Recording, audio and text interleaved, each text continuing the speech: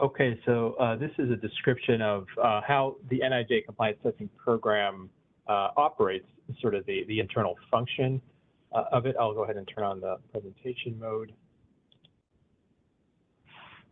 here. So this is about using voluntary standards and conformity assessment for quality assurance of body armor for U.S. law enforcement. NIJ publishes standards and guides. The body armor standard is probably its most well-known one. So the documents kind of look like this. The one on the left is our performance standard for body armor, for ballistic resistant body armor. The thing in the middle is a guide, more of a plain language guide for practitioners that kind of takes you through the whole life cycle of selecting, using, carrying, and replacing body armor. And then on the right, we have a program we call the NIJ Compliance Testing Program, which is really focused on product testing and certifying products to program requirements, the most important of which is the NIJ standard. Body armor that goes through that testing campaign and meet all the program requirements are listed on what we call the compliant products list. That list is a list of products that are certified by NIJ and live on NIJ.gov. It's a searchable list of body armor that meets NIJ's requirements. Another feature is this logo here down in the lower right. We call it the NIJ mark. It is a trademarked logo with the Patent and Trademark Office that goes on the labels of all production armor that meets NIJ's requirements of all the armor that's listed on the compliant products list. So it's an easy visual indicator for the law enforcement end user to quickly verify that their armor is in fact certified by NIJ and meets our requirements. So I'm going to talk a little bit about how body armor is initially certified and the testing that goes into it. So you'll see the acronym CTP, that stands for the Compliance Testing Program. We also do stab resistant armor that's used by corrections officers and also semi-automatic pistols, but the ballistic resistant body armor is the biggest sort of component of the compliance testing program. So this is the kind of product we're talking about here. We're talking about sort of the soft armor that police wear, the hard armor plates that are more commonly used by SWAT teams.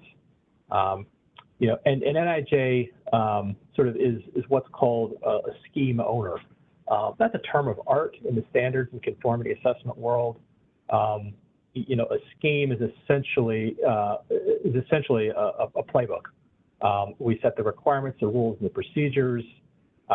We select who accredits organizations that participate in our program. We recognize the labs. We issue the determinations of compliance, the attestations, make the certification decisions. We are the ones who set the rules permitting the use of our mark, and we're the ones that resolve critical program issues. We use an accreditation body in our program to accredit laboratories. Laboratory testing is a very fundamental part of our program. We use the National Voluntary Laboratory Accreditation Program, also known as NAVLAP or NVLAP. This is a program that's actually operated out of NIST, the National Institute of Standards and Technology. They have a whole group over there that does accreditation of laboratories. NAVLAP, like other accreditation bodies, operates in compliance with international standards. This one in particular is called the IEC 17011. And they accredit laboratories sort of meeting sort of the general standards for laboratory competence. This is, you often maybe hear the term ISO 17025. That's a basic laboratory accreditation and quality management standard. They also accredit particular laboratories that we use in our program to meet the specific technical requirements to perform body armor tests. So essentially the NIJ standard and in our forthcoming standards, a suite of standards published by ASTM International related to sort of test methods and laboratory practices related to ballistic testing. After the laboratories are accredited, We recognize those testing laboratories, and they have some basic requirements. They set up an agreement with us, and they need to be accredited by NAVLAB. They need to be independent, and they need to be located in the United States. Fortunately, we don't recognize foreign laboratories. It's too much administrative complexity to do that.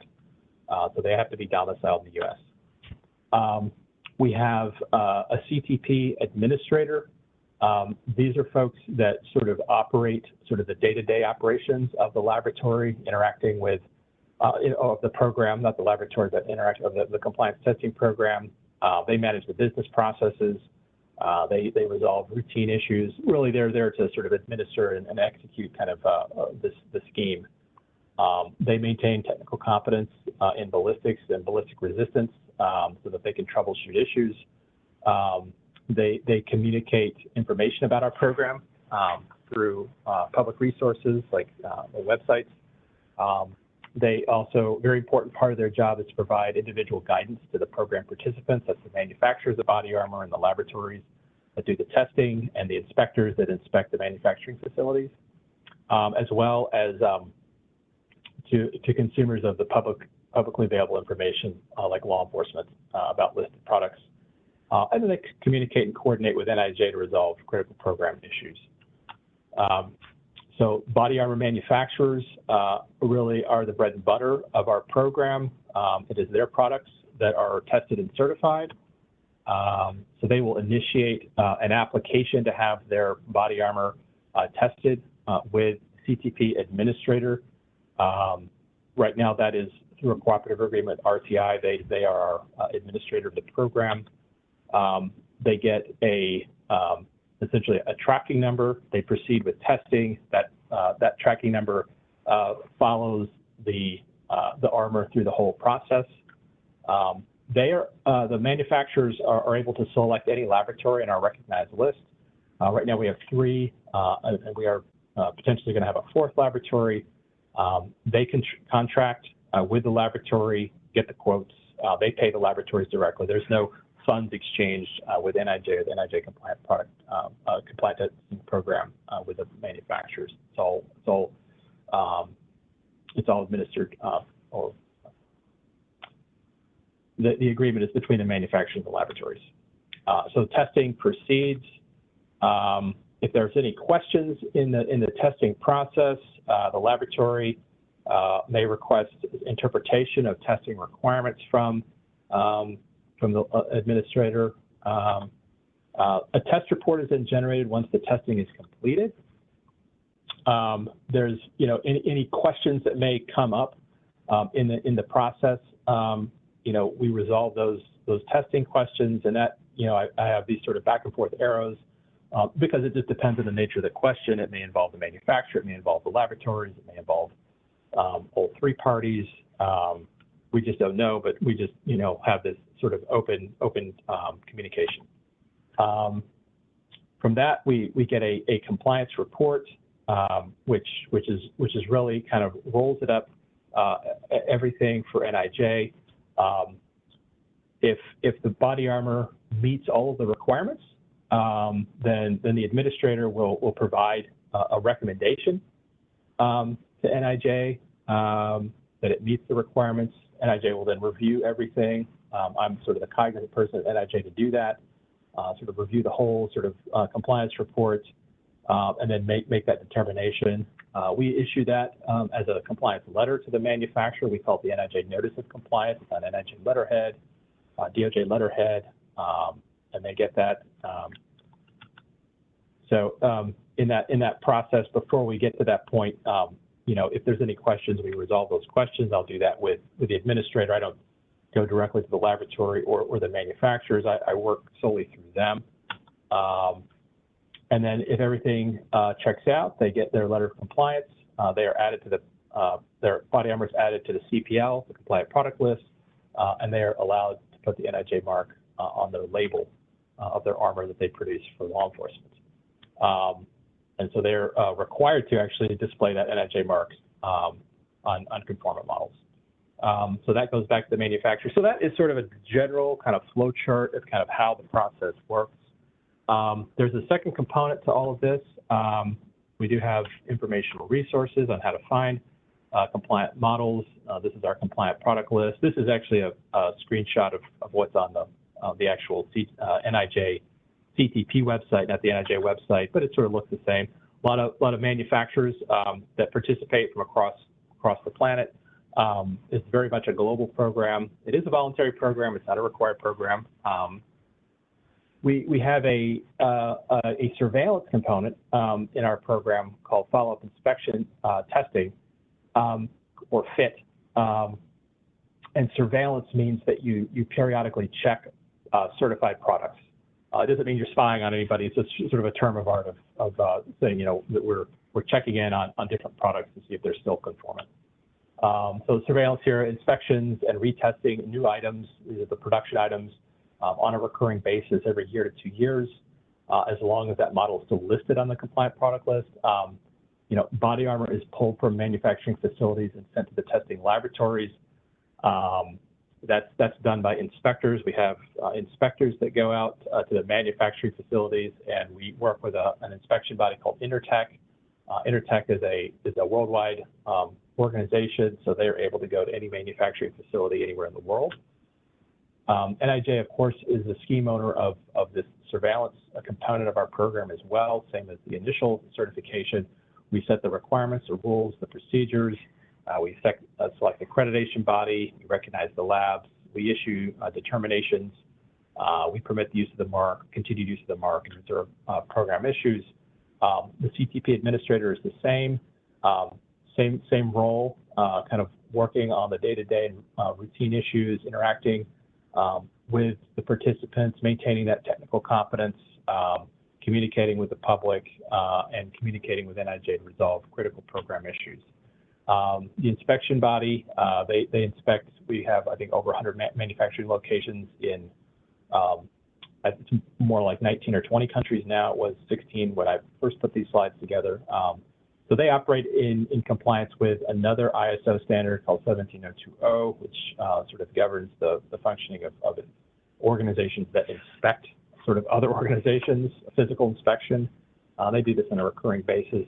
So the body armor manufacturers, the inspection bodies, we'll issue kind of a work order to them, or the compliance testing program issues a work order. They go and inspect the manufacturing facility. They grab samples, depending on whether it's soft or hard armor, sort of governs how many samples they gather. Those samples have to be manufactured kind of within a window of like a week or so. So they can't sort of game the system. It has to be stuff that's manufactured like when the inspector goes. Those then go to a testing laboratory that we recognize, same group as before, accredited by NavLab, independent third parties, and located in the United States. The difference here is that the manufacturers do not get to choose which laboratories they go to for surveillance. So they could select the one originally for initial certification, but so that we rotate them so that all of the laboratories sort of see all of the armor models eventually as they stay on the compliant product list. Testing's done. It's a sort of abbreviated version of what they did initially with a ballistic testing report. Goes to the inspection body. They put together an inspection report, and merge that into sort of a surveillance report for the administrator, and that then sort of goes into the files if everything checks out. I typically don't even see those. There's so many of these 100 or 200 of these a year. So if everything checks out, I don't even necessarily see them. There's nothing for me to necessarily even sign off on. It's when something goes wrong. We have this highlighted in red. The manufacturers will have to perform a root cause analysis. And when something goes wrong, we generally mean a bullet goes through the armor. When that happens, we publish what's called an advisory notice, and that gives the manufacturers an opportunity to understand what happened, why it happened, and to take corrective action, to develop a corrective action plan.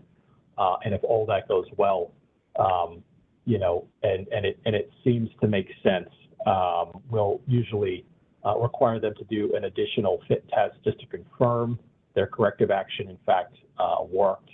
and then they can be readmitted onto the compliant product list and use the mark. For that period of time where everything's kind of in red, they're suspended, and if it doesn't work out, they can't resolve the issue. They don't understand. No corrective action is taken, or if there is just overwhelming evidence that there's a problem with the product, we will often issue what's called a safety notice, which permanently removes that model from the list. These are the kinds of the manufacturing facilities, at least as of a few years ago. So they are sort of all over the place. Again, we have some resources here. This is kind of where the safety notices live on this police armor, but they're also available on, I think, NIJ's website as well as the compliance testing program's website. This is just kind of a snapshot of kind of these advisory notices. We don't take them down. They're all there. This is as of August 2017. So I need to update this myself, but we keep them all up. And that is the compliance testing program in a very, very quick nutshell.